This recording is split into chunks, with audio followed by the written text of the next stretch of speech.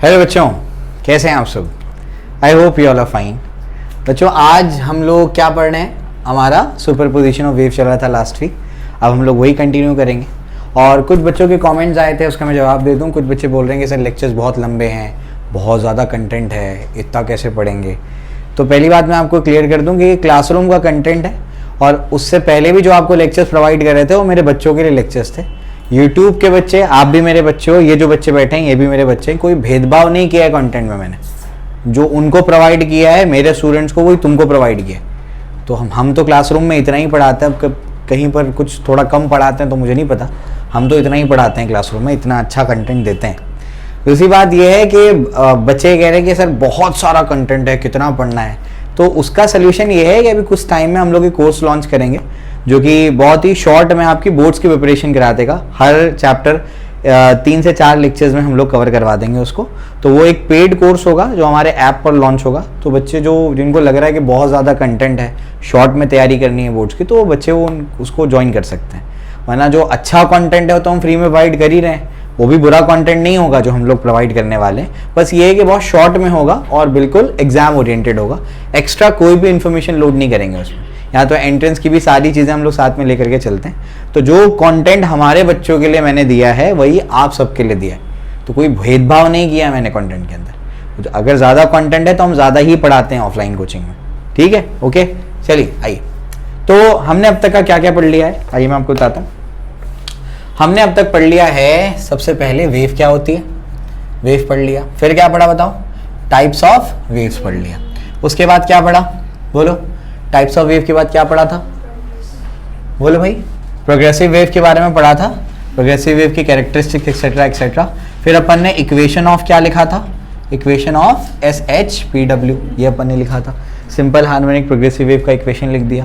फिर अपन ने क्या पढ़ा बताओ? रिफ्लेक्शन के बारे में पढ़ा दिया था आपको मैंने, क्योंकि एंट्रेंस का पार्ट भी हमको कवर करना है, ठीक है? रिफ्लेक्शन के बारे में आपको बता दिया था। सुपरपोजिशन अपन ने पढ़ लिया है, सुपरपोजिशन प्रिंसिपल पढ़ लिया है, सुपरपोजिशन ऑफ वेव का प्रिंसिपल पढ़ लिया। इसके बाद नेक्स्ट क्या पढ़ा बताओ? रिफ्लेक्शन हो गया, सुपरपोजिशन प्रिंसिपल हो गया। फिर अपन ने क्या पढ़ा? स्टेशनरी वेव्स पढ़ ली। क्या पढ़ लिया? Stationery waves.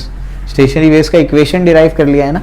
Node anti node तक शायद बात हो गई है, नोड एंटी नोड बता दिया आपको मैंने। इसके बाद क्या है? इसके बाद अपन ने कैरेक्टरिस्टिक्स ऑफ स्टेशनरी वेव भी कर लिया है। तो अब क्या करना है? आज अपना मुद्दा क्या है, आज कहां से स्टार्ट करेंगे?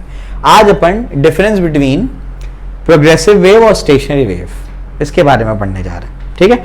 अपन ने जो क्लासिफिकेशन किया था उस बेसिस पे हमने देखा था कि एनर्जी प्रोपगेशन के बेसिस पर 2 टाइप की वेव होती है। एक कौन सी होती है? एक होती है आपकी प्रोग्रेसिव वेव, और दूसरी कौन सी होती है? Stationary wave. स्टेशनरी वेव या स्टैंडिंग वेव, ठीक है? तो उसके बारे में पढ़ेंगे। ये सब पढ़ लिया है, अच्छे से रिविजन कर लिया है ना, ठीक है? तो अब जो है अपन नए टॉपिक पे चलते हैं। नया टॉपिक क्या है? नया टॉपिक है डिस्टिंक्शन के फॉर्म में पढ़ लेते हैं उसको, ठीक है? चलो, तो अपन क्या पढ़ने जा रहे हैं अभी? अपन पढ़ने जा रहे हैं प्रोग्रेसिव वेव्स, प्रोग्रेसिव वेव्स, और दूसरा क्या है आपका? Stationery waves. प्रोग्रेसिव वेव्स और स्टेशनरी वेव्स, इसके बारे में भी अपन पढ़ने जा रहे हैं। प्रोग्रेसिव वेव्स क्या होती हैं और स्टेशनरी वेव्स क्या होती हैं? प्रोग्रेसिव वेव में एनर्जी प्रोपगेट करती है एक रीजन से दूसरे रीजन पे, जबकि स्टेशनरी वेव में एनर्जी प्रोपगेट नहीं करती, एनर्जी एक पर्टिकुलर रीजन में कन्फाइंड होती है। समझ में आ रहा है, ठीक है ना? तो यहां पर क्या होता है? Energy propagates from one region to another. एक रीजन से दूसरे रीजन पर एनर्जी क्या करती है? प्रोपगेट करती जाती है। आपको पहले से बता दिया था मैंने। ये जो है आपके पार्टिकल्स, अगर आप प्रोग्रेसिव वेव की बात करेंगे तो पार्टिकल्स कुछ इस तरीके से क्या करते हैं? ऑसिलेट करते रहते हैं। ऐसे यहां से अगर डिस्टर्बेंस आ रहा है तो ये क्या करते रहेंगे? ऐसे ऑसिलेट करते रहेंगे और एनर्जी आगे बढ़ती जाएगी। जबकि अगर हम स्टेशनरी वेव की बात करेंगे तो पार्टिकल ऐसे ऐसे ऑसिलेट करेंगे। समझ में आ गया? क्लियर हो गया? तो इससे याद रहता है ये जो आपको मैं जस्ट बता रहा हूं, ऐसे, ठीक है? इसके बाद क्या यहां पर energy is confined in a region, ठीक है? एनर्जी क्या होता है? एक रीजन में कन्फाइंड होता है, ठीक है? सेकेंड पॉइंट क्या है? एनर्जी प्रोपोगेट होकर होती है, तो एनर्जी का प्रोपोगेट करना यानी डिस्टर्बेंस के फैलने की एनर्जी एक वेलोसिटी होती है। तो यहां पर अपन बोलेंगे disturbance disturbance moves with a definite velocity, यानी वेलोसिटी ऑफ वेव कुछ डेफिनाइट होती है, कुछ ना कुछ वेलोसिटी होती है वेव की, जबकि स्टेशनरी वेव में वेव वेलोसिटी क्या होती है, जीरो होती है। क्यों? एनर्जी की वेव की वेलोसिटी का मतलब क्या है? वेव वेलोसिटी का क्या मतलब है? डिस्टरबेंस फैलने की वेलोसिटी। अब यहां तो डिस्टरबेंस आगे बढ़ ही नहीं रहा है, तो उसकी वेलोसिटी क्या है? जीरो। डिस्टरबेंस बढ़ता ही नहीं है, तो यहां पर मैं बोलूंगा velocity of wave is zero. Wave की वेलोसिटी क्या है? जीरो है। ठीक है, उसके बाद प्रोग्रेसिव वेव में हर एक पार्टिकल का एम्पलीट्यूड सेम होता है। समझे? मैं आपको पहले भी बता चुका हूं, जैसे आपके पास क्या है, अगर ये ऐसे रस्सी है तो यहां पर हर एक पार्टिकल क्या करता है? सेम एम्पलीट्यूड तक ऑसिलेट करता है। समझ में आ गया? हर एक पार्टिकल क्या करता है? सेम एम्पलीट्यूड तक ऑसिलेट करता है। कुछ इस तरीके से ऑसिलेट करते हैं। समझ में आ गया? देखो ये ऐसा कुछ है, मतलब इसका ऑसिलेशन कंप्लीट हो गया, मेन पोजीशन से नीचे, ये थोड़ा सा ऊपर, ये थोड़ा और ऊपर, ये स्टार्ट कर रहा है। समझ आ रहा है क्या बोल रहा हूं मैं? क्लियर है? तो इस तरीके से क्या करते हैं, पार्टिकल ऑसिलेट करते हैं। समझ में आ गया? क्लियर हो गया? और हर एक पार्टिकल का एम्पलीट्यूड क्या होता है? सेम होता है। अगर ये पार्टिकल 5 सेंटीमीटर तक जा रहा है तो दूसरा पार्टिकल भी 5 सेंटीमीटर तक जाएगा, ऐसा है। ठीक है, तो यहां पर अपन बोलेंगे कि प्रोग्रेसिव वेव में एम्पलीट्यूड क्या होता है? हर एक पार्टिकल का सेम होता है, जबकि स्टेशनरी वेव में हर एक पार्टिकल का एम्पलीट्यूड अलग अलग होता है, और कुछ पार्टिकल का एम्पलीट्यूड तो जीरो भी होता है। ठीक है ना? तो every particle has same amplitude। Her particle का क्या होता है? सेम एम्पलीट्यूड होता है, और यहां पर every particle has different amplitude। every particle has different amplitude। ठीक है, बता दिया था आपको मैंने कि कहीं पे अगर स्टेशनरी वेव फॉर्म होती है तो एक लूप के पार्टिकल जो हैं वो कुछ इस तरीके से ऑसिलेट करते हैं। तो ये वाला जो पार्टिकल है सबसे ज्यादा एम्पलीट्यूड से ऑसिलेट कर रहा है, उससे कम, उससे कम, उससे कम, और ये जीरो। यहां पर भी कम कम कम और जीरो। तो हर एक पार्टिकल का एम्पलीट्यूड क्या है? अलग अलग है। कहां पर? स्टेशनरी वेव में। जबकि प्रोग्रेसिव वेव में हर पार्टिकल का एम्पलीट्यूड सेम है। समझ आता है? क्लियर हो गया? जल्दी से लिख लो उसको, 3 पॉइंट्स।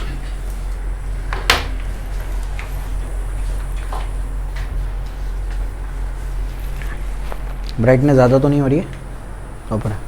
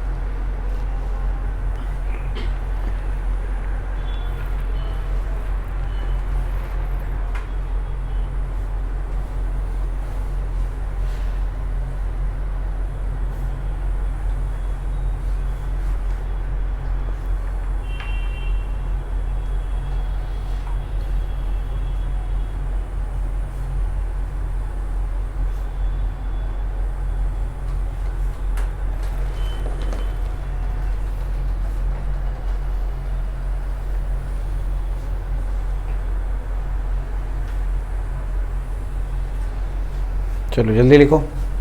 डन? ठीक, उसके बाद आगे बढ़ते हैं। आगे क्या है? 3 पॉइंट्स हो गए, 4th पॉइंट पे चलते हैं। देखिए,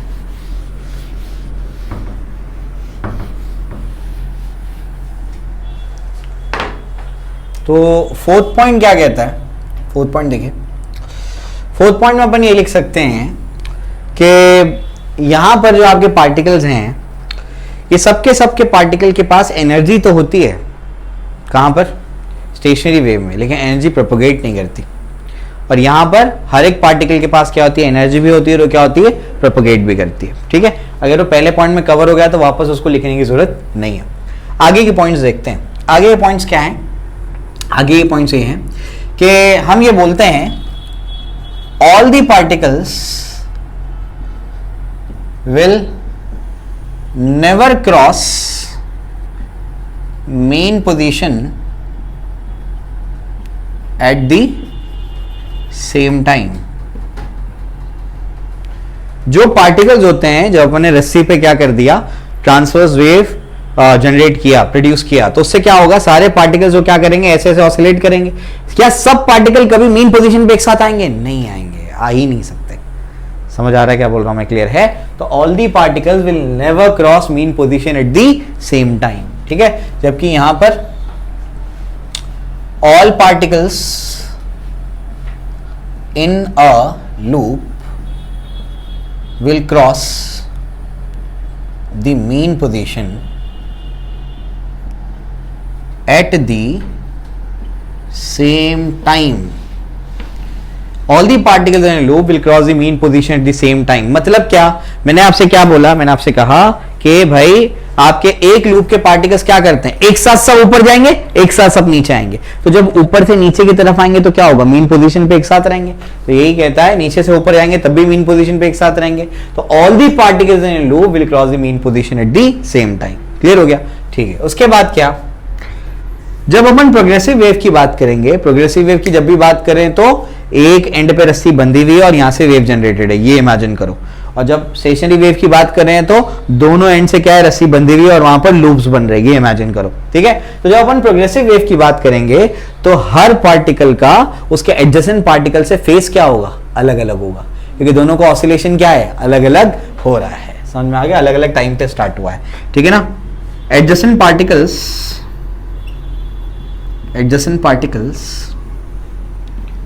will have same phase। adjacent particles का क्या होता है, same phase होता है, नहीं same phase नहीं होता है, will have different phase। ठीक है, adjacent particles will have different phase।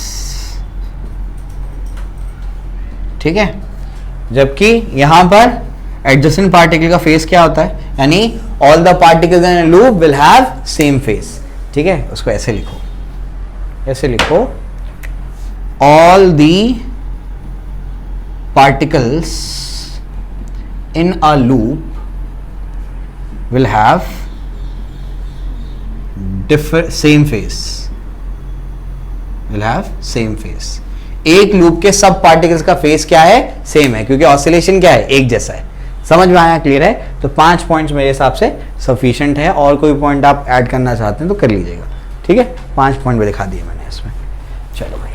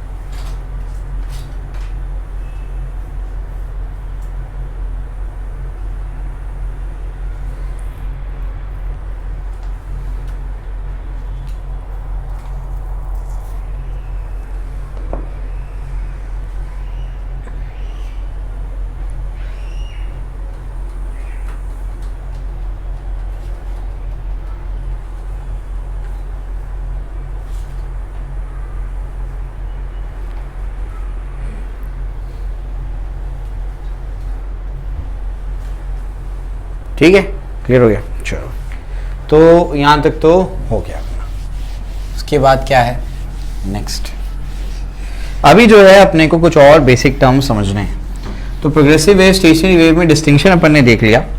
कुछ अपने को बेसिक टर्म समझने हैं, जैसे फ्री वाइब्रेशंस, फोर्स्ड वाइब्रेशंस। ये पहले भी बताया था ऑसिलेशंस में, जहाँ तक मुझे याद है।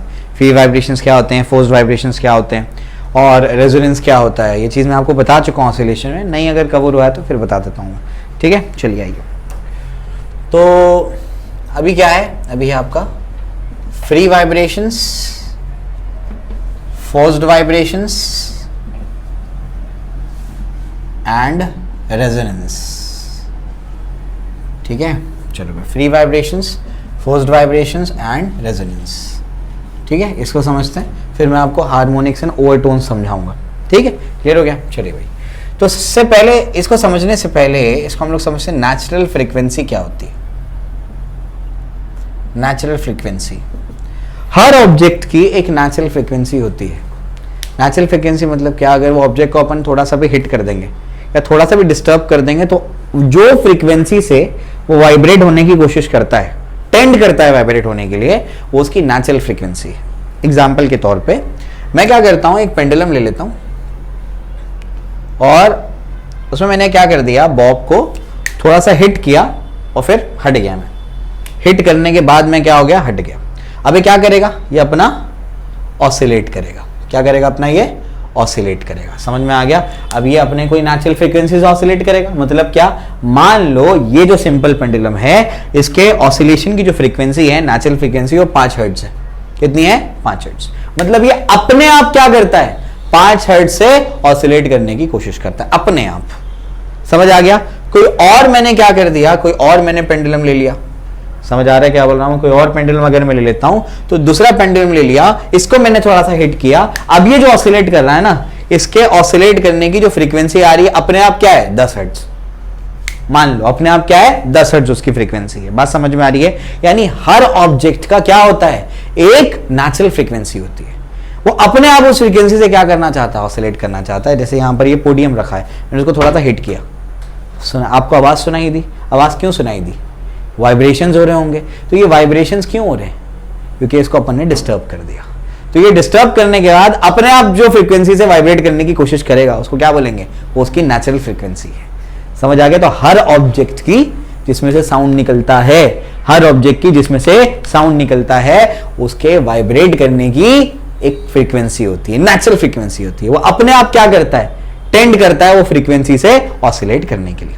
बात समझ में आ रही, क्लियर है, ये अपने को समझ में आता है। तो जैसे पेंडुलम का कोई होगा, ट्यूनिंग फोक होता है, वो भी उसकी नेचुरल फ्रीक्वेंसी होती है। बात समझ में आ रही है। तो मैं बोल रहा हूं नेचुरली अपने आप, कंफ्यूजन नहीं होना चाहिए, नेचुरली अपने आप क्या होता है, एक उसकी फ्रीक्वेंसी होती है ऑसिलेट करने की। मैंने आप चाहो तो कितनी भी फ्रीक्वेंसी से ऑसिलेट करवाओ। समझ में आ गया। जैसे मैं चाहता हूं कि क्या करे, इसकी फ्रीक्वेंसी हो मान लो 20 हर्ट्ज, तो मैं फोर्स लगाते जाऊंगा। समझ आ रहा है क्या बोल रहा हूं मैं। तो 20 हर्ट्ज की फ्रीक्वेंसी, 20 हर्ट्ज मतलब क्या, 20 ऑसिलेशंस पर सेकंड। तो 20 ऑसिलेशंस पर सेकंड भी तो करवा सकता हूं मैं इसको। समझ में आ गया। उसको बोलेंगे क्या, फोर्स्ड वाइब्रेशंस। वो कैसे हैं, फोर्स्ड वाइब्रेशंस। क्यों, मैं क्या कर रहा हूं, मैं इस पे फोर्स लगा करके वाइब्रेट करवा रहा हूं, तो उसको क्या बोलेंगे, फोर्स्ड वाइब्रेशंस। बात समझ में आ रही, क्लियर है। हिट करके मैंने उसको छोड़ दिया, अब तो ऑसिलेट कर, तो ये क्या है, फ्री वाइब्रेशंस। क्या बोलेंगे इसको, फ्री वाइब्रेशंस। ये फ्री वाइब्रेशंस है। और अपन बार बार फोर्स लगाते रहेंगे तो क्या, ये फोर्स्ड वाइब्रेशन। फ्री वाइब्रेशन में वो क्या करेगा, नेचुरल फ्रीक्वेंसी से ऑसिलेट करेगा। फोर्स्ड वाइब्रेशन में वो क्या करेगा, फोर्स के फ्रीक्वेंसी से ऑसिलेट करेगा। फोर्स लगने की फ्रीक्वेंसी क्या है, वो उस फ्रीक्वेंसी से ऑसिलेट करेगा। समझ आ रहा है, क्लियर हो गया। जैसे एग्जांपल के तौर पे और देता हूं मैं, झूले पे बैठते हैं गार्डन में, झूले पे बैठो, पीछे लेके जाओ और उसको छोड़ दो, हिट धक्का दे करके छोड़ दो, फोर्स लगा करके छोड़ दो। अब वो क्या करेगा, वो ऑसिलेट करेगा। समझ में आ गया। कौन सी फ्रीक्वेंसी से, नेचुरल फ्रीक्वेंसी से। बात समझ में आ रही है। वो सिस्टम की एक नेचुरल फ्रीक्वेंसी है। बात समझ में आ रही है। ये वाइब्रेशंस क्या कहलाएंगे, फ्री वाइब्रेशंस कहलाएंगे, क्योंकि फोर्स लगा करके डिस्टर्ब करके हट गए। अब क्या है, फ्री वाइब्रेशंस है। बात समझ में आती है। उसके बाद आगे आगे क्या, अब वो पीछे आ रहा है, धक्का दे रहे हैं, फिर पीछे आ रहा है, धक्का दे रहे हैं, ये क्या है, फोर्स्ड वाइब्रेशंस है। बात समझ में आ रही है। फ्रीक्वेंसी कौन सी है, फोर्स की फ्रीक्वेंसी है। जो फोर्स्ड वाइब्रेशन के लिए फोर्स लग रहा है उसकी जो फ्रीक्वेंसी है वो ये ऑसिलेटर की फ्रीक्वेंसी हो जाएगी। डिफरेंस समझ में आ गया? ये एग्जांपल बिल्कुल क्रिस्टल क्लियर कर देता है कि फ्री वाइब्रेशंस क्या है, नेचुरल फ्रीक्वेंसी क्या है, फोर्स्ड वाइब्रेशंस क्या है और फोर्स्ड फ्रीक्वेंसी क्या है। बात समझ में आ रही? क्लियर है? तो ये अपने को समझ में आता है कि फ्री वाइब्रेशंस क्या है, नेचुरल फ्रीक्वेंसी क्या है, फोर्स्ड वाइब्रेशंस क्या है और क्या है। अब समझो फोर्स्ड वाइब्रेशन, मान लो कि अपना वो झूला है, झूले पे क्या हो, मान लेते हैं कि ए पर्सन बैठा हुआ है। अपन क्या करते हैं, इसको ऐसे पुश करते हैं और अपन हट जाते हैं। तो ये सिस्टम की जो नेचुरल फ्रीक्वेंसी है वो नेचुरल फ्रीक्वेंसी है मान लो 3 हर्ट्ज। कितनी है? 3 हर्ट्ज। समझ में आता है? अब क्या, अब मैं क्या करता हूं, वो जो पर्सन ए बैठा हुआ है जैसे पीछे आता है फिर उसको मैं क्या करता हूं, पुश करता हूं। अब मेरे फोर्स की वजह से भी कुछ ना कुछ फ्रीक्वेंसी मिलेगी। समझ में आ गया? नेचुरल फ्रीक्वेंसी कितनी है? 3 हर्ट्ज।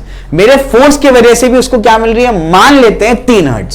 समझ में आ गया? तो नेचुरल फ्रीक्वेंसी और अप्लाइड फोर्स की फ्रीक्वेंसी दोनों मैच कर गई। ये भी 3 हर्ट्ज, ये भी 3 हर्ट्ज, नेचुरल फ्रीक्वेंसी भी 3 हर्ट्ज और अप्लाइड फोर्स की फ्रीक्वेंसी भी क्या है, 3 हर्ट्ज।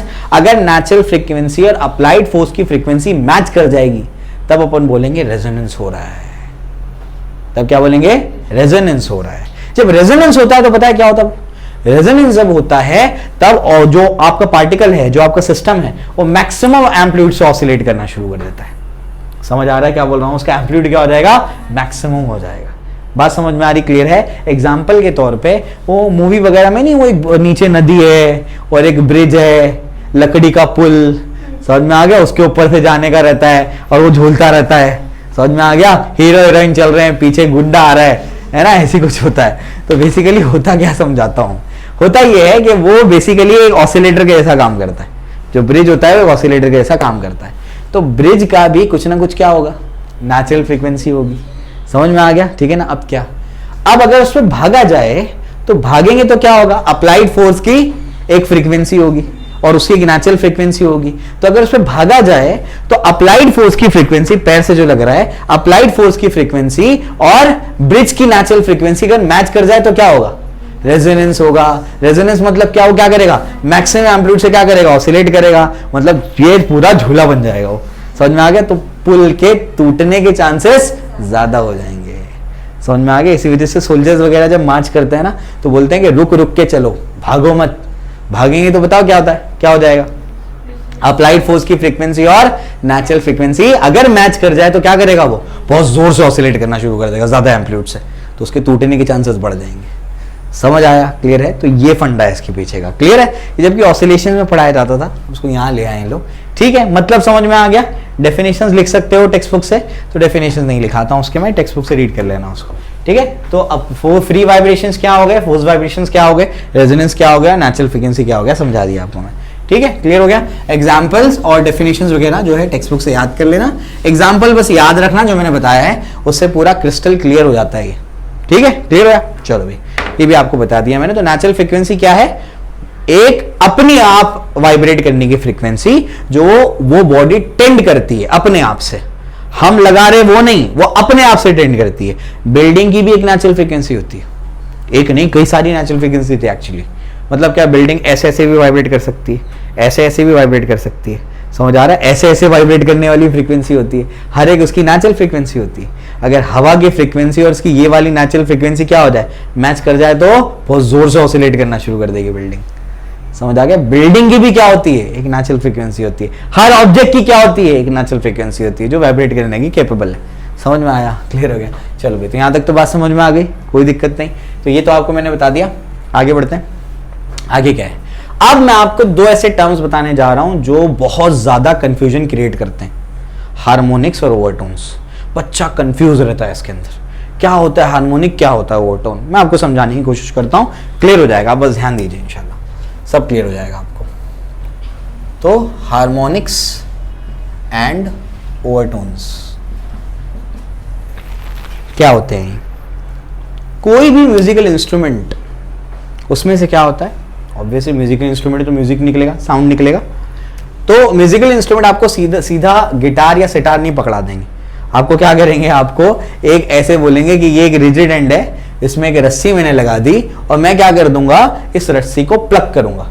इसको प्लग करूंगा तो रस्सी वाइब्रेट करेगी और जो चीज वाइब्रेट करती है वो क्या प्रोड्यूस करती है, साउंड। वो साउंड प्रोड्यूस करेगी। बात समझ में आती? ठीक। अब ये जो रस्सी वाइब्रेट करेगी प्लग करने पर, इसका जो मिनिमम फ्रीक्वेंसी है ना, मिनिमम फ्रीक्वेंसी मतलब जब मिनिमम को होगा जब इसमें एक लूप बनेगा तो मिनिमम फ्रीक्वेंसी, तो उसकी मिनिमम फ्रीक्वेंसी मान लो y 100 हर्ट्ज, n1 कितना आया 100 हर्ट्ज। मतलब क्या, मतलब क्या, ये 100 हर्ट्ज से नीचे की फ्रीक्वेंसी का साउंड प्रोड्यूस नहीं कर सकता।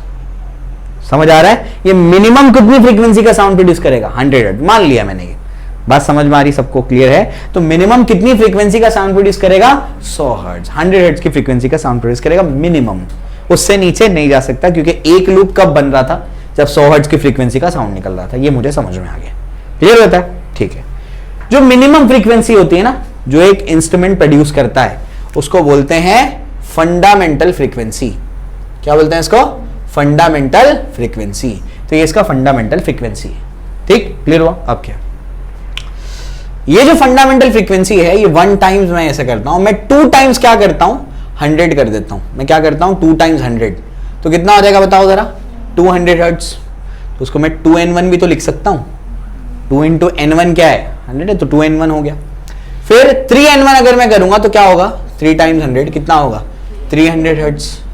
उसके बाद मैं 4n1 कर दूंगा तो बताओ कितना होगा 4 इंटू 100 तो कितना होगा 400 हर्ट्ज।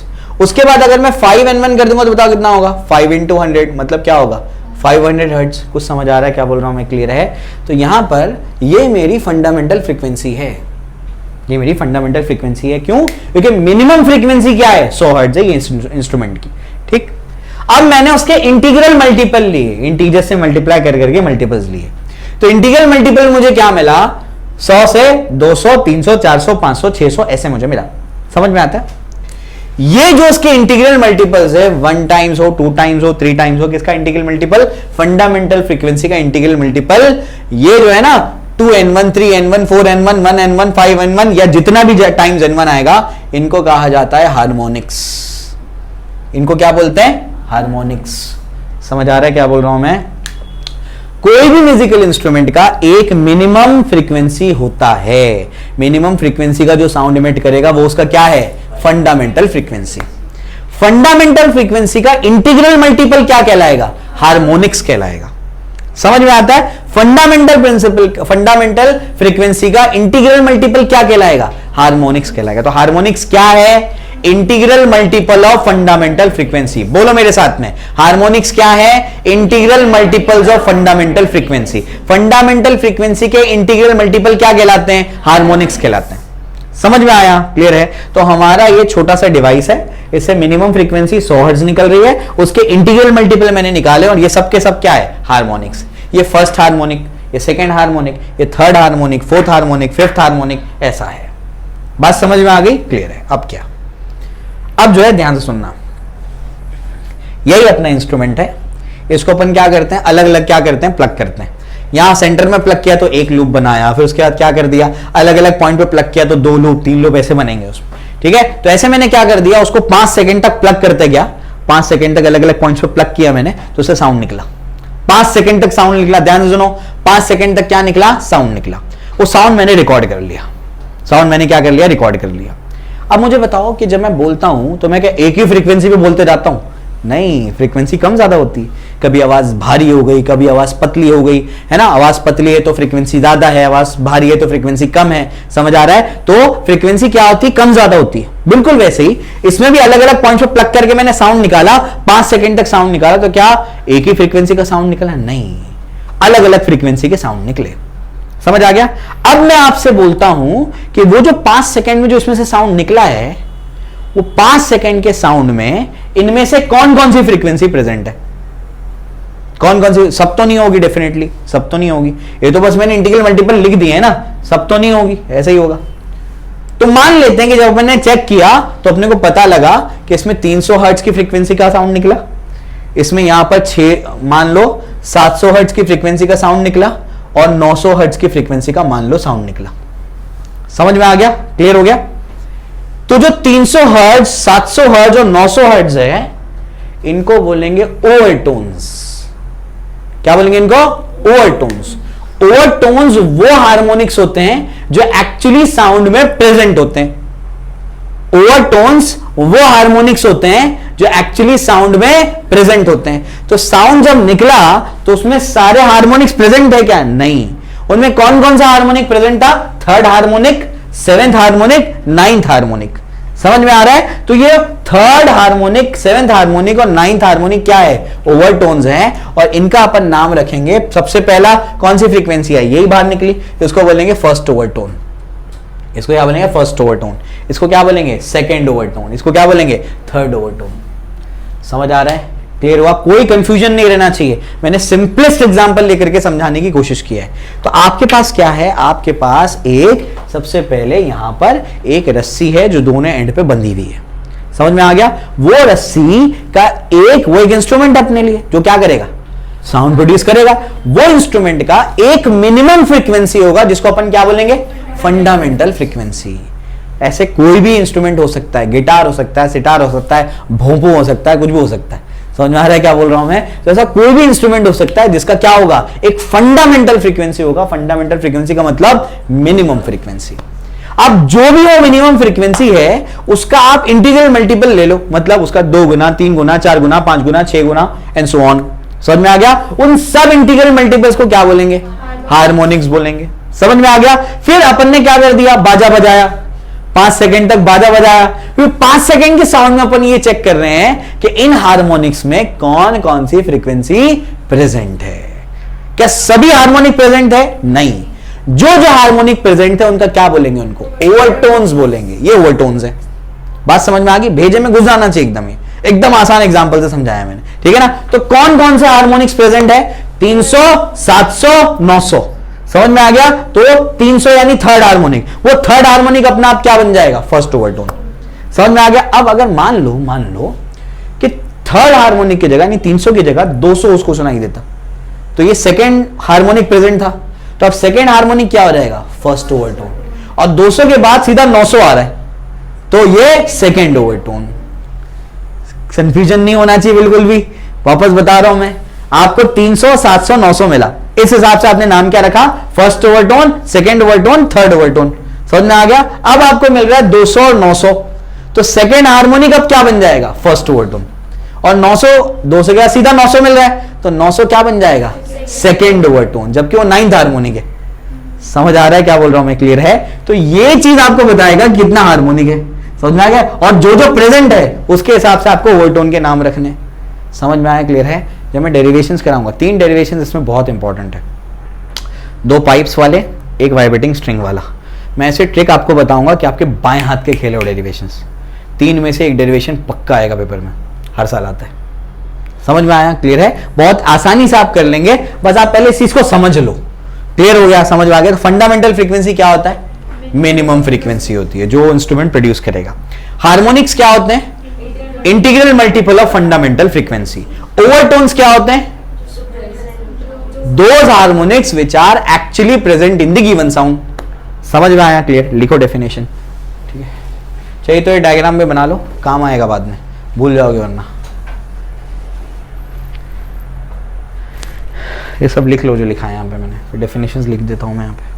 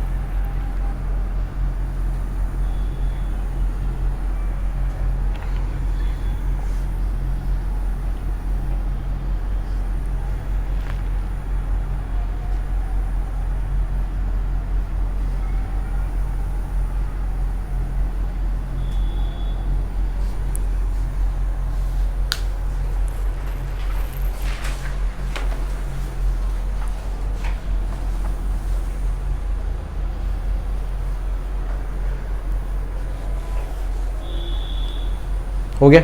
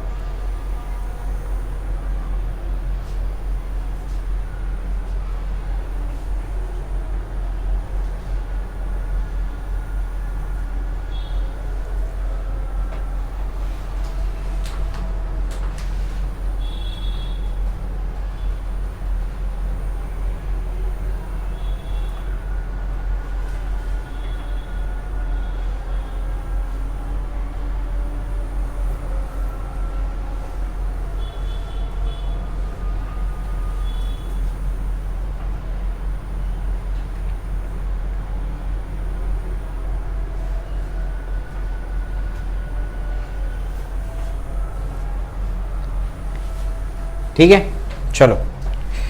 तो 3 डेफिनेशंस आपको बता दिए मैंने। हार्मोनिक्स और टोन्स आपको समझ में आ गया होगा। अब जैसे जैसे आगे बढ़ेंगे और क्लैरिटी आएगी इसमें भी। चलो, तो अभी अपन चल रहे हैं आगे। नेक्स्ट पार्ट क्या है इसमें?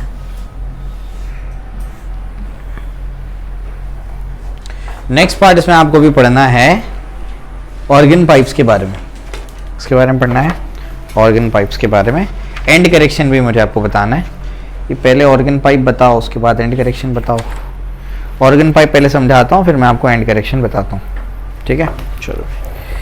तो ऑर्गन पाइप्स क्या होते हैं बेसिकली? ऑर्गन पाइप ऐसे डिवाइसेस होते हैं जिसमें हम लोग एयर कॉलम को क्या करते हैं, वाइब्रेट कराते हैं, ताकि हम लोगों को क्या मिले, डिजायर्ड फ्रीक्वेंसी का साउंड मिल जाए। ठीक, अभी आपको धीरे धीरे करके समझेगा। बेसिकली हम क्या करते हैं, हम ऑर्गन पाइप जो आपका वो बाजा होता है ना, भोंपू, समझ में आ गया, उसका जो है आसान वर्जन है। भोंपू पे ध्यान दो, बहुत ऊपर का हो गया। आपका फ्लूट होता है, फ्लूट। बांसुरी होती है, बांसुरी कहते हैं उसको। तो जो बांसुरी होती है ना, वही आपका क्या, ऑर्गन पाइप है। 2 टाइप की बांसुरी आती है। एक बांसुरी में क्या होता है, दोनों एंड से ओपन होती है जो, और एक बांसुरी क्या होती है, एक एंड से क्लोज होती है। समझ आ गया? तो जो आपकी बांसुरी है ना, वो बांसुरी क्या होता है, ऑर्गन पाइप है। आसान म्यूजिकल इंस्ट्रूमेंट, वो तो बहुत ऊपर का हो गया, बाजा है ना। बांसुरी क्या होता है आपका, ऑर्गन पाइप होता है। ठीक है, लेकिन जो बांसुरी होती है वो थोड़ा सा और अपर लेवल का है, हायर लेवल का। क्यों? उसमें बीच में होल्स होते हैं। इसमें आपको कोई होल नहीं देगा, आपको सिर्फ क्या करेंगे, ऐसे पाइप दे देंगे, उसमें एयर कॉलम को वाइब्रेट करा करके स्टेशनरी वेव्स प्रोड्यूस करनी है। कैरेक्टरिस्टिक्स ऑफ स्टेशनरी वेव में आपको क्या बताया था मैंने? कैरेक्टरिस्टिक्स ऑफ स्टेशनरी वेव में आपको ये बता दिया था मैंने कि वहां पर एयर को भी अपन क्या करते हैं, वाइब्रेट कराते हैं, तो वहां पर लॉन्जिट्यूडिनल वेव प्रोड्यूस होती है, टक्कर खा के फिर रिटर्न चली जाती है। तो कैरेक्टरिस्टिक्स का अगर आपने नहीं देखा है लेक्चर, तो पहले देख लो उसको। ठीक है, तो मैंने आपको बता दिया था। तो सबसे पहले ऑर्गन पाइप्स क्या होते हैं? ऑर्गन पाइप्स, तो आपके जो ऑर्गन पाइप्स हैं, ऑर्गन पाइप ऐसे डिवाइसेस होते हैं, devices in which we vibrate air column to produce sound of desired frequency. ठीक है, to produce sound of desired frequency. ऐसे डिवाइसेस जिसमें अपन क्या करते हैं, एयर कॉलम्स को वाइब्रेट कराते हैं ताकि अपन डिजायर्ड फ्रीक्वेंसी का साउंड प्रोड्यूस कर पाए। समझ में आया? क्लियर है? ऑर्गन पाइप्स के दो टाइप होते हैं, एक होता है open at both the ends, open at both the ends, और दूसरा होता है closed at one and, closed at one and. समझ में आ रहा है? Open at both the ends में ऐसा ऑर्गन पाइप होगा, समझ में आ गया? एक ऑर्गन पाइप है, जैसे अपने नॉर्मली पानी का पाइप होता है, पानी के पाइप को कट कर दो तो open at both the ends, है ना, और एक क्लोज्ड एट वन एंड। समझ में आ गया? Closed at one and. समझ में आ रहा है? क्लियर है? तो open at both the ends और दूसरा क्या है, क्लोज्ड एट वन एंड। ये दो टाइप के अपने पास क्या होते हैं, ऑर्गन पाइप्स होते हैं। अब अपने को क्या करना है, अपने को इसमें से ऊपर लगाएंगे अपन क्या, ट्यूनिंग फोक, और उसमें से क्या करेंगे, स्टेशनरी वेव प्रोड्यूस करेंगे, और ये देखेंगे कि इनमें से कौन कौन सी फ्रीक्वेंसी का साउंड बाहर निकलता है। वो फंडामेंटल फ्रीक्वेंसी का ऑड मल्टीपल है कि इवन मल्टीपल है जो साउंड उससे बाहर निकल रहा है, उसको अपने को देखना है। यहां तक बात समझ में आ रही? क्लियर है? इसको कॉपी कर लो जल्दी से पहले।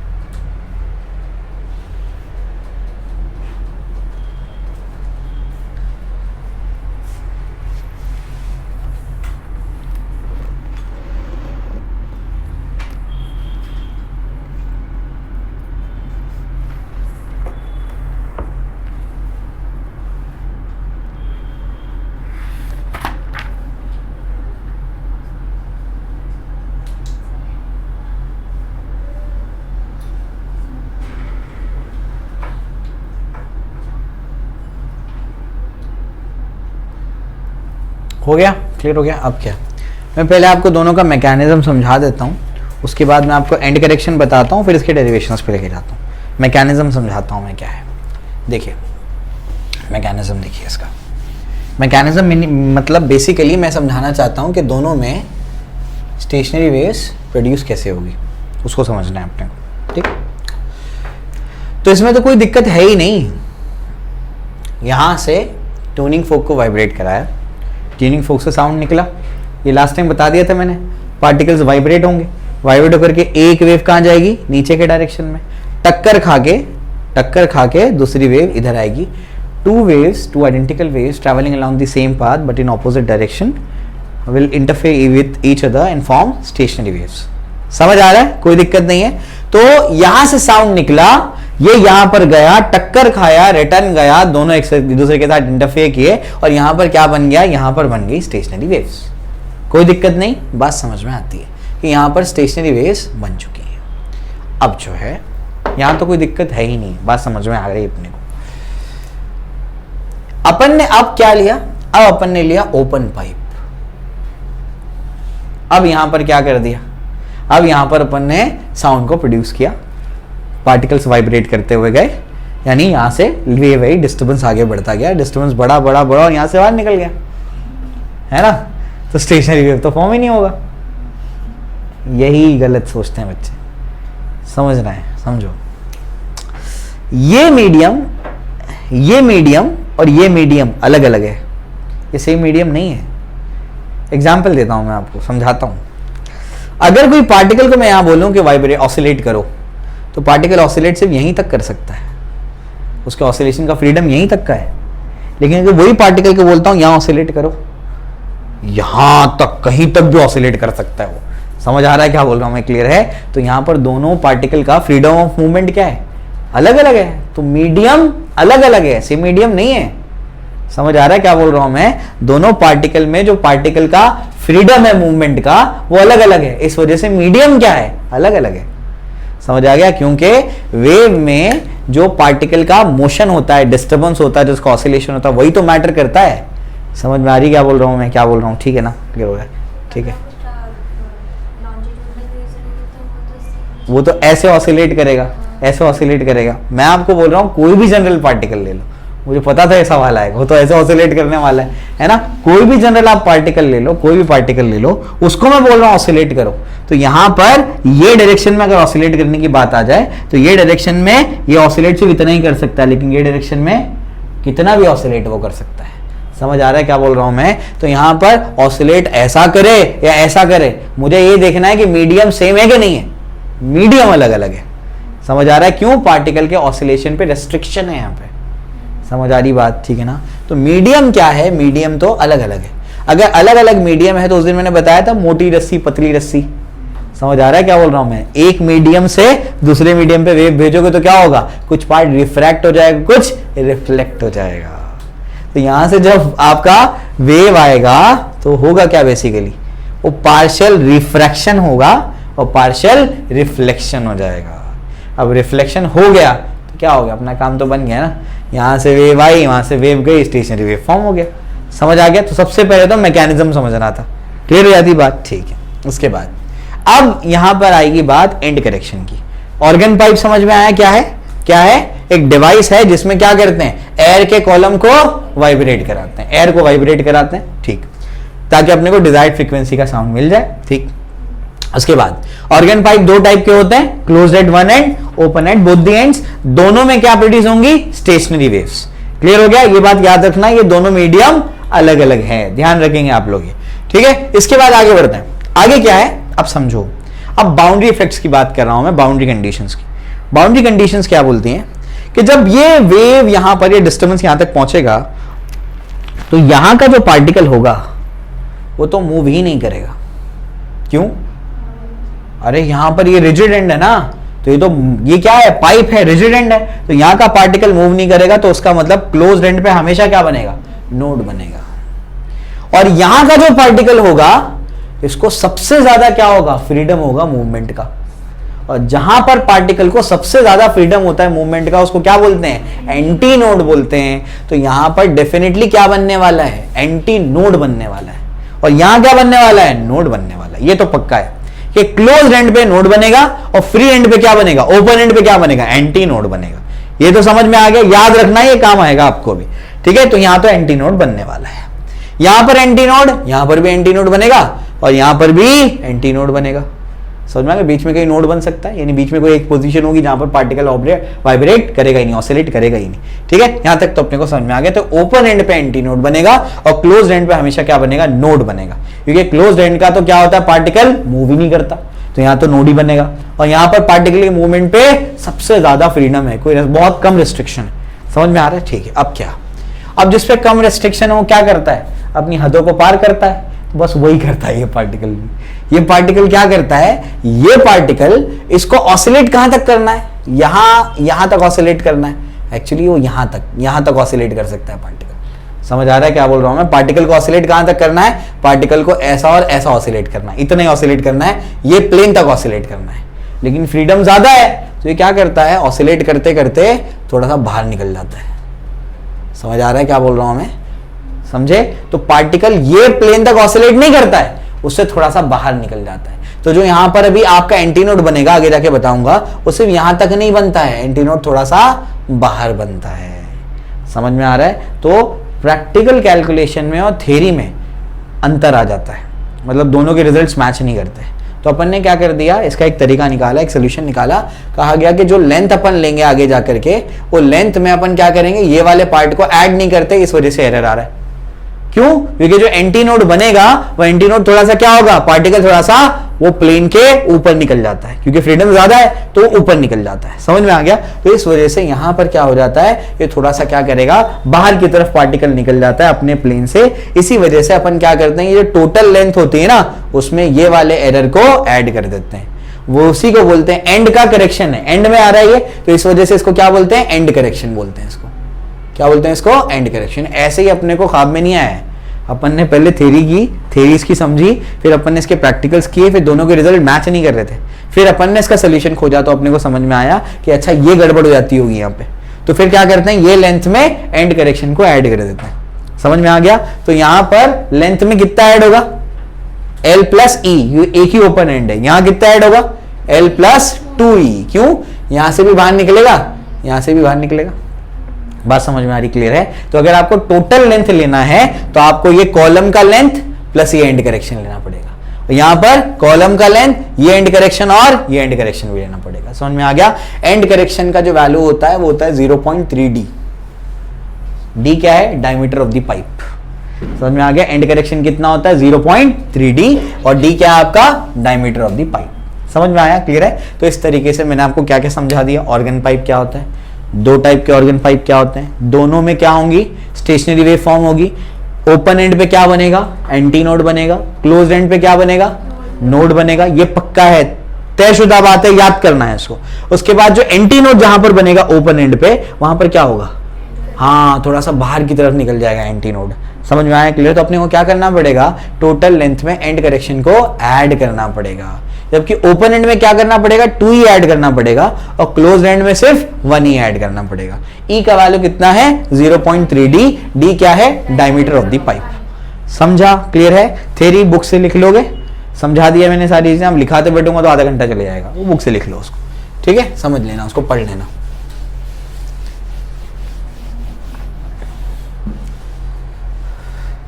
ठीक है, लास्ट वीक फिजिक्स में क्या दिया था टेस्ट, लास्ट वीक क्या था फिजिक्स में, स्ट्रक्चर ऑफ एटम हो गया ना वो, और क्या है, डुअल नेचर भी हो गया। इससे पहले डुअल नेचर भी दिया था कि स्ट्रक्चर ऑफ एटम ही दिया था, सिर्फ दोनों हो गया है ना, ठीक है। तो इस वीक के संडे को इसका टेस्ट दे दो स्ट्रक्चर ऑफ एटम का, ठीक है? डुअल नेचर के साथ में मिला देता हूँ उसका मैं, ठीक है? यूनिवर्सल सॉल्व कर लो उसका, यूनिवर्सल पूरे क्वेश्चंस उसके निकाल लो, डाउट्स क्लियर करवा लो, और संडे को क्या कर दो, उसका टेस्ट दे दो। कौन सा टेस्ट देना संडे को, डुअल नेचर का, एटॉमिक स्ट्रक्चर वाला पार्ट जो है, ठीक है? तो डुअल नेचर का और डुअल और आपका एटॉमिक स्ट्रक्चर दोनों मिला करके आप कंबाइंड टेस्ट दे दो, ठीक है? क्लियर हो गया? हाँ, न्यूक्लियाई भी है उसके अंदर, ऐसा है, अलग अलग चैप्टर्स नहीं है, मिला करके। न्यूक्लियाई साथ में ही है ना अपने को, अलग नहीं है अपनी टेक्स्ट बुक में, तो मिला करके दे दो उसका टेस्ट, ठीक है? चलो भाई, तो ये अपना हो गया। तो हाँ, तो ऑर्गन पाइप समझा दिया, मैकेनिज्म समझा दिया, एंड करेक्शन समझ में आ गया। अब अपने को क्या करना है, अब अपने को वाइब्रेशन ऑफ एयर कॉलम पढ़ना है, क्लोज्ड एट वन एंड में और open at both the ends में। ये वो दो डेरिवेशंस हैं जो पेपर में आने की प्रोबेबिलिटी सबसे ज्यादा है। समझे, क्लियर हो गया? तो अब जो मैं बताने जा रहा हूं उसको देखते हैं। Vibration of air column, vibration of air column in a pipe closed at one end. Vibration of air column in a pipe closed at one end. ठीक है? एक एंड पे पाइप अगर अपना क्लोज है तो उसमें अपने को वाइब्रेशंस को देखना है, ठीक है? अब क्या, ध्यान सुनना, कुछ चीजें आपको याद रखनी है। ओपन एंड पे क्या बनेगा, एंटी नोड बनेगा। क्लोज एंड पे क्या बनेगा, नोड बनेगा। समझ में आ गया? ठीक। उसके बाद यहां पर भले लॉन्जिट्यूडिनल वेव स्टडीज होंगी, लेकिन हम उसको ट्रांसवर्स वेव के तौर पे ले करके सॉल्व करेंगे। समझ आ रहा है क्या बोल रहा हूं मैं, क्लियर? एग्जाम्पल के तौर पे यहां पर क्या बनने वाली है, लॉन्जिट्यूडिनल वेव्स बनने वाली है, कंप्रेशन रेयरफेक्शन, कंप्रेशन रेयरफेक्शन, ऐसे बनेगा। ये नहीं लेंगे हम लोग कैसे इमेजिन करेंगे उसको, जैसे ट्रांसवर्स वेव बन रही है। यही कस्टम है, यही ट्रेडिशन है, इसी हिसाब से सॉल्व किया जाता है ताकि आसानी हो जाए हमारे लिए उसमें। समझ आया, क्लियर हो गया?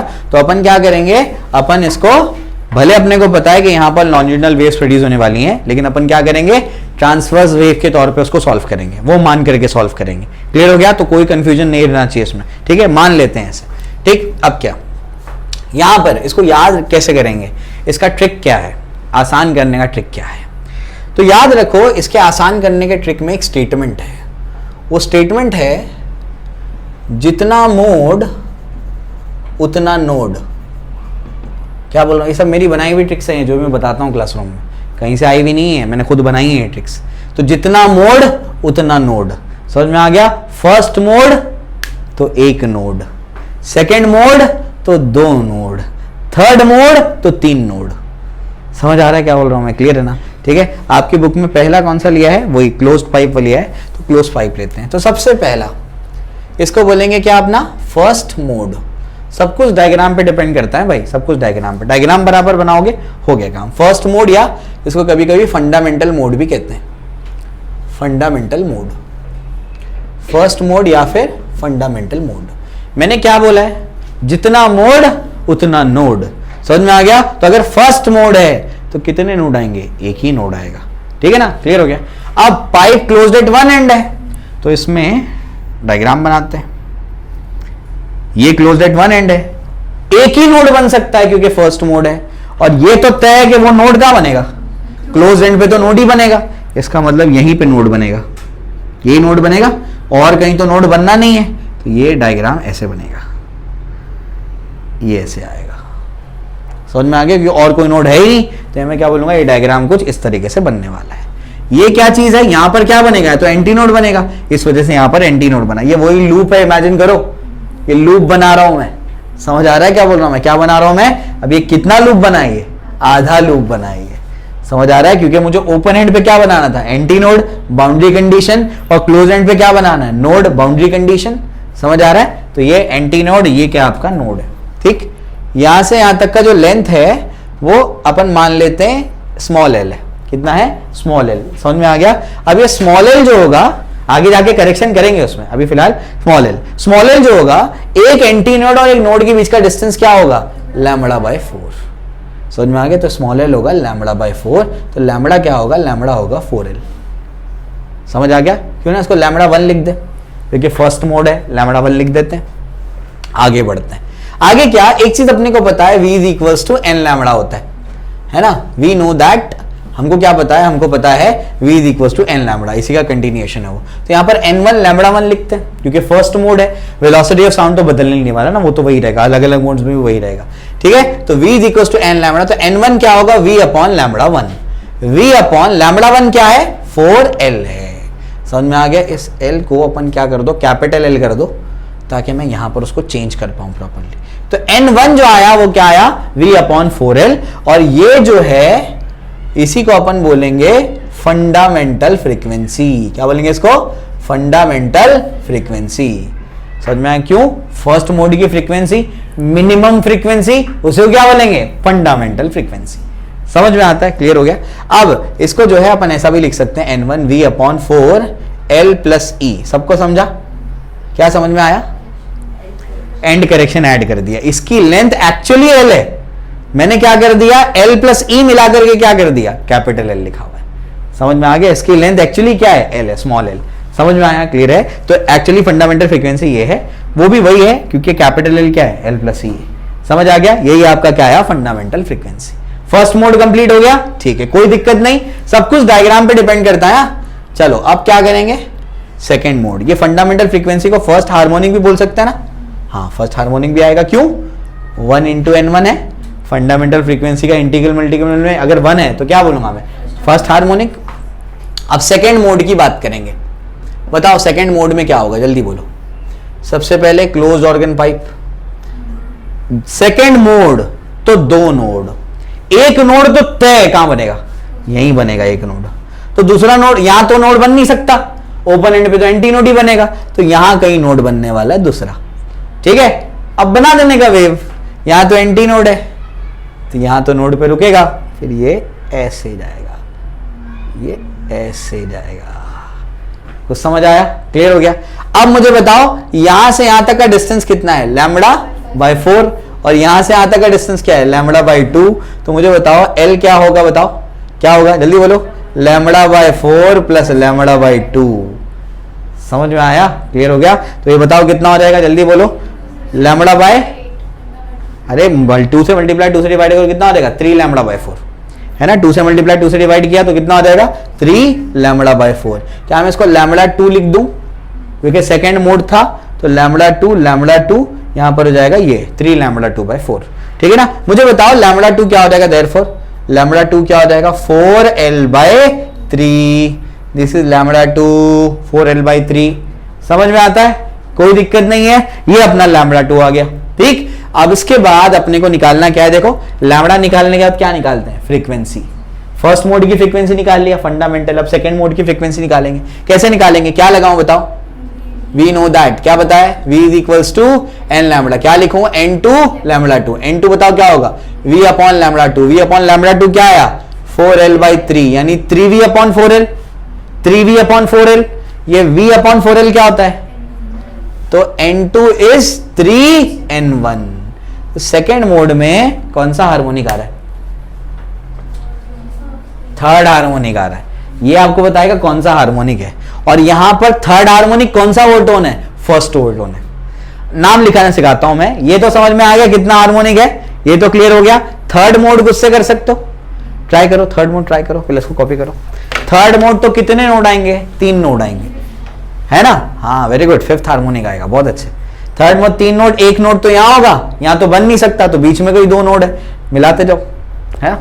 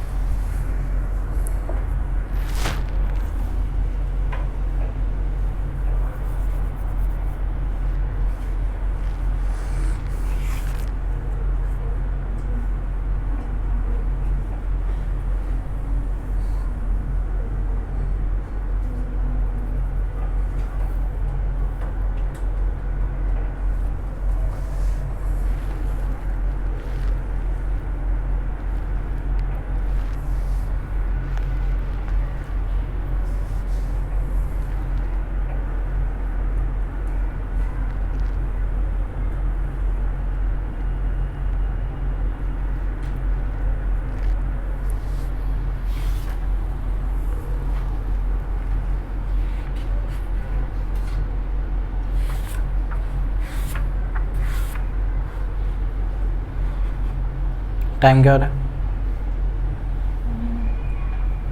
45।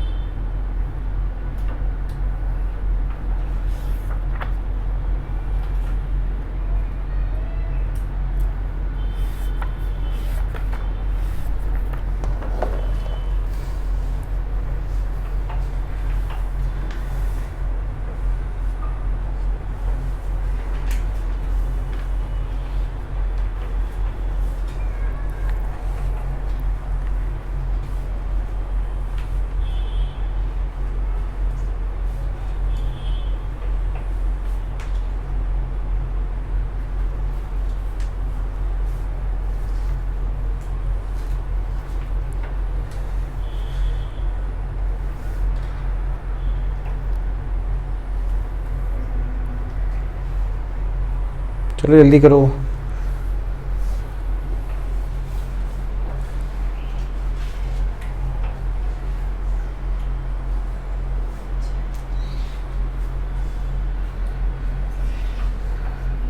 क्लियर हो? थर्ड वाला बता दूं कि कर लोगे? थर्ड वाला देख लो क्या आ रहा है, डायग्राम बता देता हूँ एटलीस्ट, बाकी तो कर लोगे इसको।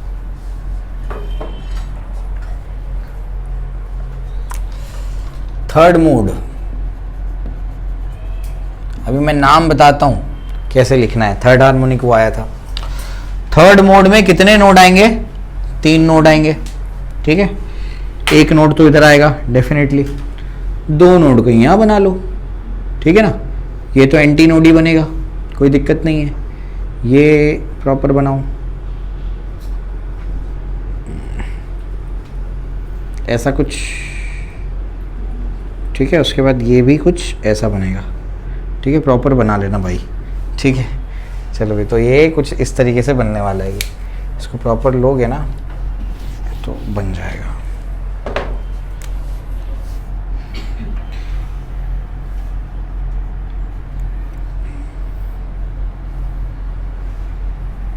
ठीक है, चलो उसके बाद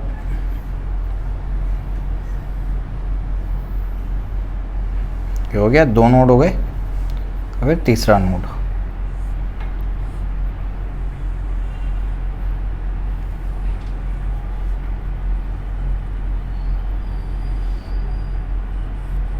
ऐसा है, क्लियर है? ठीक है, तो इस तरीके से बना दिया मैंने। अब उसके बाद क्या है? ये एंटी नोड, ये नोड, उसके बाद ये भी नोड और ये भी नोड। डिस्टेंस बता देता हूँ फटाफट से। Lambda by 4, lambda by 2, lambda by 2। समझ आया? टोटल डिस्टेंस क्या होगा बोलो, जल्दी बोलो। लैम्बडा बाय 4 प्लस लैम्बडा, है ना, तो कितना होगा? 5 लैम्बडा बाय 4, लैम्बडा 3 लिखते हैं इसको, ठीक है। तो लैम्बडा 3 क्या हो जाएगा? 4L बाय 5 हो जाएगा, ठीक है। फ्रीक्वेंसी क्या आ जाएगी? डायरेक्ट लिख दूं, N3 क्या आ जाएगा? 5N1 आ जाएगा। कौन सा हार्मोनिक? 5th हार्मोनिक, क्योंकि फंडामेंटल का 5 गुना आ रहा है। समझ आ रहा है? ठीक है, तो 5th हार्मोनिक हो गया ये। अब क्या, मैं आपको नाम समझाता हूँ और टोन भी समझाता हूँ इसके अंदर, ठीक है। क्लियर हो गया? कौन कौन से हार्मोनिक्स प्रेजेंट है? इवन या ऑड या दोनों? इवन या ऑड? ऑड प्रेजेंट है। 1 टाइम्स N1, फिर सेकेंड 3 टाइम्स N1, फिर 5 टाइम्स N1, तो कौन से? ऑड प्रेजेंट है। समझ में आ गया? क्लियर हो गया? तो ये अपने को समझ में आता है। तो अब जो है मैं आप लोगों को नाम लिखना सिखाता हूँ कि ओवरटोन और हार्मोनिक्स को लिखना कैसे है। कंफ्यूज नहीं होने का बिल्कुल भी, इंपॉर्टेंट डेरिवेशन है। जैसा मैं बताते जा रहा हूँ वैसा करते जाओ, एकदम हलवा हो जाएगा तुम्हारे लिए। कुछ है ही नहीं, एकदम आसान लगा तुमको। ये अगर तुमको आ गया ना तो ओपन पाइप का भी आ गया, वो भी बहुत आसान है, ठीक है। चलो भाई, तो एक तो N1 आया जिसको अपन ने क्या बोला? फंडामेंटल फ्रीक्वेंसी, ठीक। इसी को अपन ने क्या बोला? First harmonic. सेकेंड क्या आया? 3N1, इसको क्या बोलेंगे? Second harmonic. फिर क्या आया बोलो भाई? 5N1 आया। हाँ हाँ, I am sorry, third harmonic. Second mode और थर्ड हार्मोनिक, थैंक यू, ठीक है। थर्ड हार्मोनिक है, सेकेंड हार्मोनिक नहीं, थर्ड हार्मोनिक है। फिर ये क्या आ जाएगा? ये हो जाएगा 5th हार्मोनिक। सेकेंड मोड, ये थर्ड हार्मोनिक और ये 5th हार्मोनिक, ऐसे 7th हार्मोनिक, 9th हार्मोनिक आएगा। अब क्या, जब ओवरटोन लिखना है ना तो फंडामेंटल फ्रीक्वेंसी को हटा दो और उसके नीचे से नंबरिंग शुरू कर दो। समझ आ रहा है क्या बोल रहा हूं मैं? फंडामेंटल फ्रीक्वेंसी को हटाया तो मेरा थर्ड हार्मोनिक क्या हो जाएगा? First overtone. अब कोई कंफ्यूजन नहीं रहेगा तुमको, समझ आया? क्लियर हो गया? ये क्या हो जाएगा? 5th हार्मोनिक क्या हो जाएगा? सेकेंड ओवरटोन हो जाएगा। समझ आ गया? क्लियर हो गया? अब अगर मैं तुमको इसका शॉर्टकट पूछूं कि इसको शॉर्ट में याद कैसे रखना है, तो कैसे लिखोगे? First harmonic third over, first overtone is third harmonic, तो इसको ऐसे याद रखने का, pth overtone is 2p + 1th harmonic. First overtone 1 put करो, 2 1 2 + 1 3, थर्ड हार्मोनिक। कहां पर लगेगा? क्लोज्ड पाइप के लिए, क्लोज्ड में ही लगाना। ये समझ में आ गया? ओपन वाले का इलेक्ट्रिक है। तो ट्रिक ये याद रखना कि pith over tone is 2p+1 harmonic होता है। समझ में आया, क्लियर हो गया। और यहां पर और एक इंपॉर्टेंट पॉइंट क्या है, odd, only odd harmonics are present, only odd harmonics are present. समझ में आ गया, in the case of closed pipe, समझे, क्लोज्ड एट वन एंड। ठीक है, क्लियर हो गया, यहां तक समझ में आ गया, ये सब लिख लो। ओवरटोन कैसे लिखना समझा, हार्मोनिक में तो दिक्कत ही नहीं है, जो मल्टीपल होगा उतना हार्मोनिक हो गया। ओवरटोन लिखते वक्त क्या करोगे, फंडा में, पूरा तो सीक्वेंस में लिखो, फंडामेंटल को हटा के नंबरिंग शुरू कर दो। समझ आया, क्लियर है, ऐसा आएगा ओवरटोन। जल्दी से कॉपी कर लो।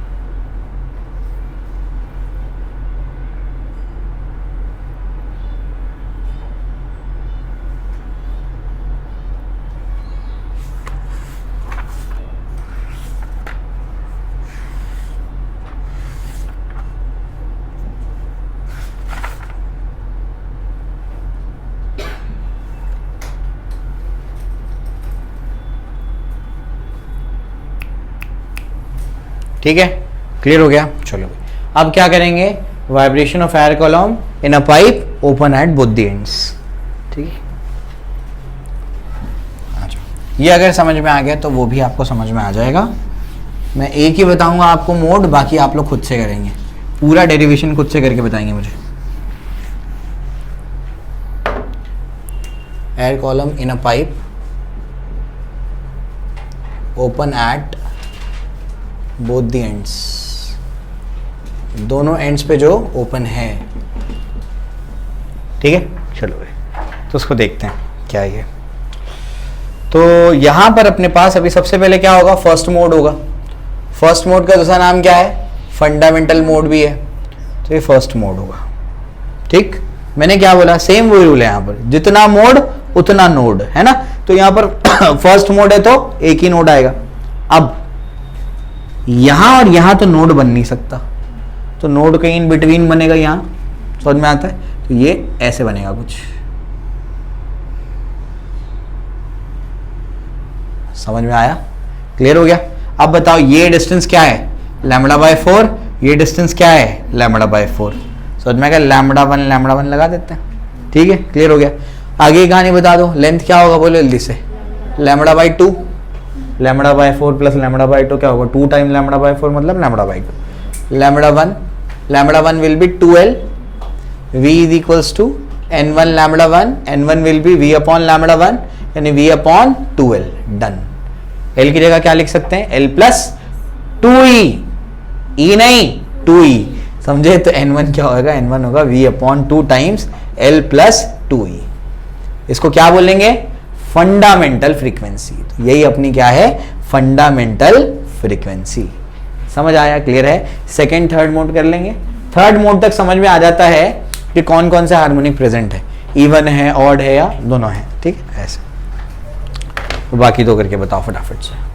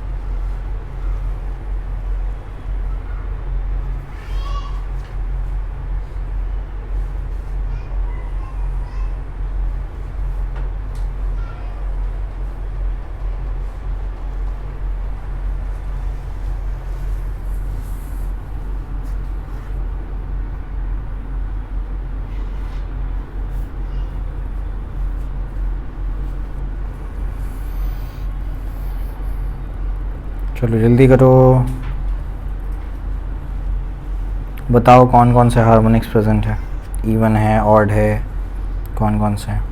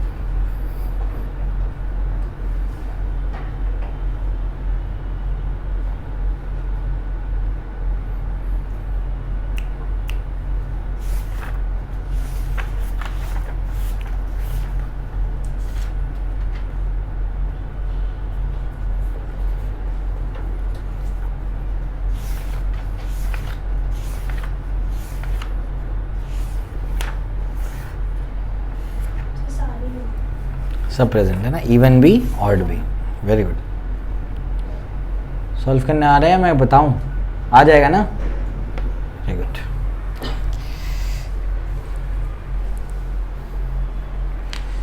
चलो भाई, तो इसमें कौन कौन से प्रेजेंट है?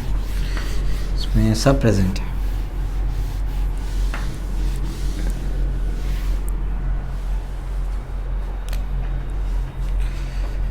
N1, फिर 2N1 आया, फिर 3N1 आया। फंडामेंटल फ्रीक्वेंसी और फर्स्ट हार्मोनिक, ठीक। ये क्या होगा? Second harmonic. ये क्या होगा?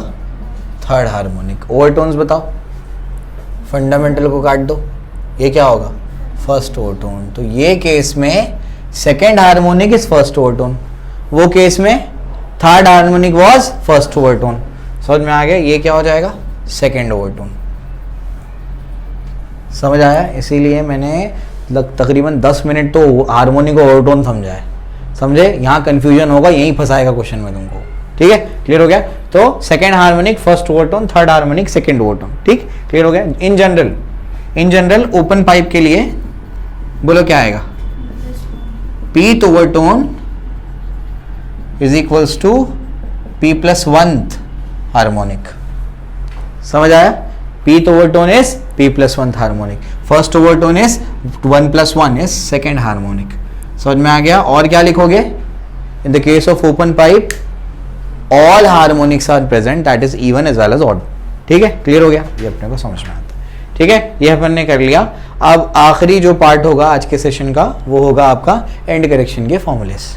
तो एंड करेक्शन का जो प्रैक्टिकल डिटर्मिनेशन है उसके फॉर्मूले आपको बता देता हूँ मैं, हम लोग कर लेंगे। ठीक है, इसको लिख लो जल्दी से, लास्ट पार्ट सॉल्व कर लेते हैं इसका।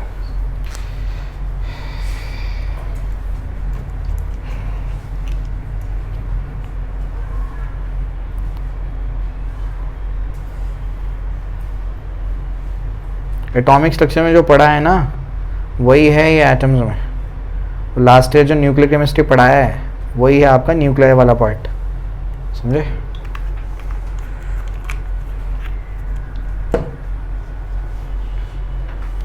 यूनिवर्सल सॉल्व कर लो उसका अच्छे से। कभी संडे? नहीं, एंट्रेंस का। संडे को एंट्रेंस का टेस्ट है, और अभी जो नॉर्मली 2 से चल रहा है वो तो बोर्ड्स का है, वो से हमारा लेक्चर से जो भी पहले। ठीक है, 23 अप्रैल के आसपास बताया ना मैंने तुम लोगों को, उसी के आसपास एग्ज़ाम होगा तुम्हारा, उसी के आसपास एग्ज़ाम होने वाला है। ऐसा 23 अप्रैल के बाद होगा मोस्टली, और मई तक जाएगा पेपर। ऐसा है। सीबीएसई का क्या है?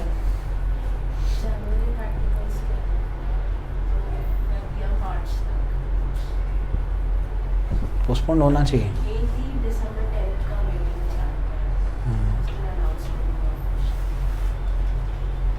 पोस्टपोनमेंट तो होना चाहिए, रेगुलर टाइम के जैसे एग्ज़ाम नहीं होना चाहिए।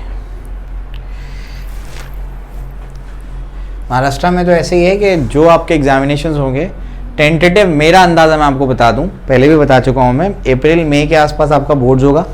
जेई मेन फर्स्ट अटेम्प्ट जो होगा वो मार्च के आसपास होगा, मार्च में फर्स्ट अटेम्प्ट जाएगा जेई मेंस का। मई में मई के आसपास, अप्रैल एंडिंग मई स्टार्टिंग में आपका बोर्ड्स होगा, और जुलाई में मेरे अंदाजे से आपका नीट का एग्ज़ाम और आपका जेई मेन सेकेंड अटेम्प्ट होगा, जुलाई स्टार्टिंग, ऐसा जून एंडिंग जुलाई स्टार्टिंग, ये टेंटेटिव डेज मेरा अंदाज़ा ये है, इस हिसाब से होना चाहिए ऐसा, ठीक है। चलो भाई,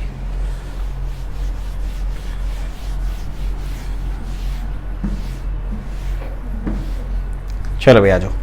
तो जो प्रैक्टिकल डिटर्मिनेशन है ऑफ एंड करेक्शन, तो अपने को प्रूफ करना है।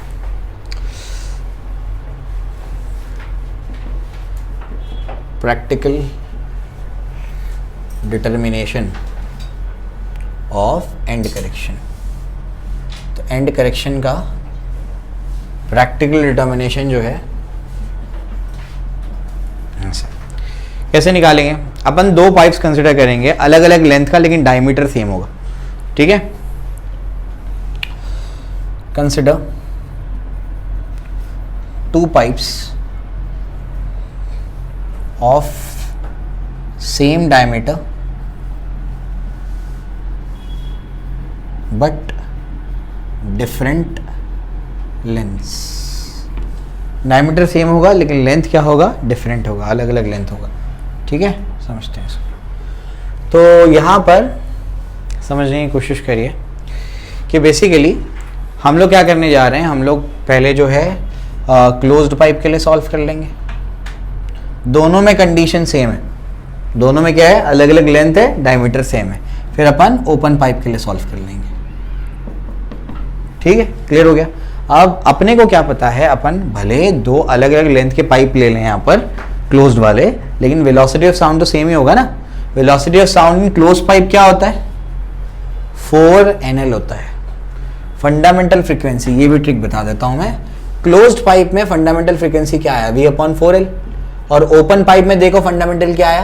V/2L आया, ठीक है। ट्रिक समझो याद करने की। कंफ्यूजन ये होता है कि कहां पर 4 आ रहा है, कहां पर 2 आ रहा है, ये कंफ्यूजन रहता है। तो याद रखो ABC, तो C की पोजीशन क्या है? थर्ड। 3 के बाद क्या आएगा? 4।